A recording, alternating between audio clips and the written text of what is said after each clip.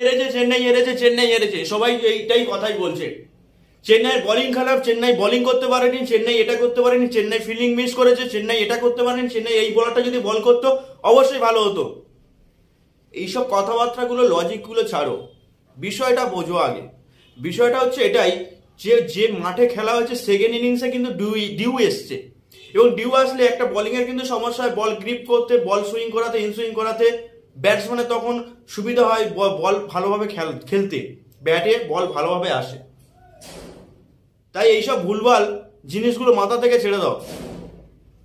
পরিষ্কার একটা কথা তোমাদের বলছি, যে কালকের শেষের দিকে তোমরা যদি দেখতে পাও যে কটা বল করেছে কিন্তু সেভাবে বোলিং এর পারফরমেন্স দিতে পারেনি। কারণ মাঠে ডিউ এসছে, মাঠে ডিউ আসার জন্য বল গ্রিপ করতে পারছে না, যার জন্য বল আর সুইং করাতে পারছে না, সেই লেন্থে আর বল